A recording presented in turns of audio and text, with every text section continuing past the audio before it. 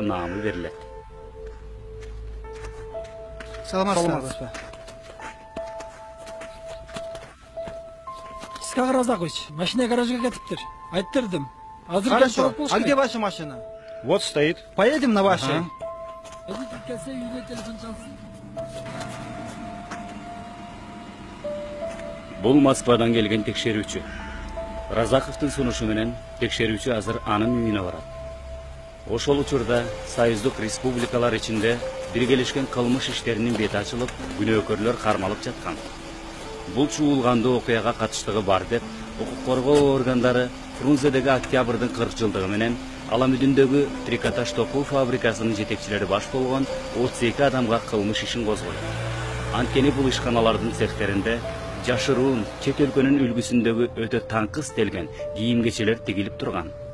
Кылмышкерлер баарын байкаштыра, астыртан билгизбей Разаковдун аялына да өздөрү тиккен кундуз жакалуу пальто тартуу кылышат. Албетте Разаков аны билген эмес. Аялы да бул тууралуу ага эч качан айтпаган. Тергөө иши татаалдашканда кылмышкерлер пальто жөнүндө Разаковго жашыруун билдирип жардам сурайт. Мындай нерседен кабары жок Разаков иштин чоо жайын түшүнгөндө баары мыйзам жолунда болуусун талап кылат. Ошондуктан бүгүн текшерүүчү Разаковдун сунушу менен анын үйүнө келди. Ал кылмышкерлердин көрсөтмөсүнө ылайык берилген пальтонун жакасын сөккөндө артында тигилген фабриканын этикеткасы бар деп жазып бергендерин текшергени келди.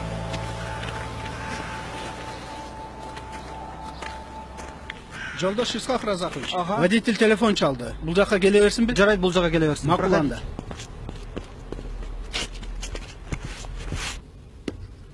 Позвольте. Да.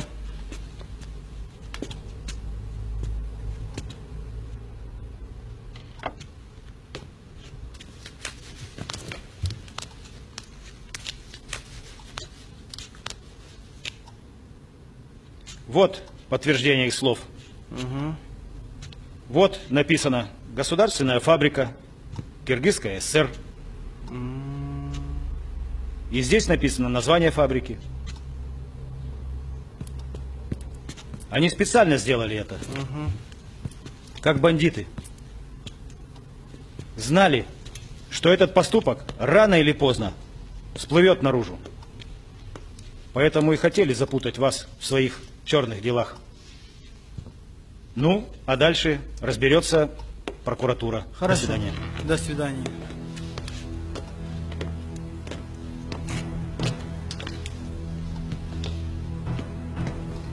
Кечир, Исхак. Мен мындай болорун билген эмесмин. Иштеген жериме кимдир бирөөлөрдөн туулган күнүңүзгө белекке деп бердитип жиберишиптир. Албайм десем дагы ой боюма коюшпады. Неге мага мындай кымбат баалуу белек берилип жатат деп ойлогон жоксуң? Же эмне кийимиң жетишпейби? Жетишет, баары эле жетишет. Бирок жаңы мода, сизге чапчак, аябай жарашып калат экен деп кафедрадагы аялдар макташканынан азгырылып кетпедиби? Рауза, партия бизге чоң ишеним көрсөтүп, ушул республиканы башкарууну ыйгарып берген соң, мен таза ак иштеп, адилет башкарып, башкалардан да ушуну талап кылуум керек. Бул менин милдетим. Мен үй билем, биринчи кезекте менин аялым. Бул жагынан мага жардам берүүгө тийиш. Өзүң билгенде биздин коом сени менен мага окшогон адамдардан турат. Эгерде сен ак болсоң, мен ак болсом, коом да таза болот. Ушуну унутпагын. Бул биринчиден. Экинчиден, эл экөөбүздү карап турат.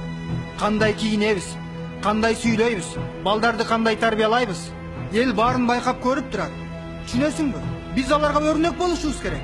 Биз тууралуу жаман сөздүн айтылышына жол бербешибиз керек.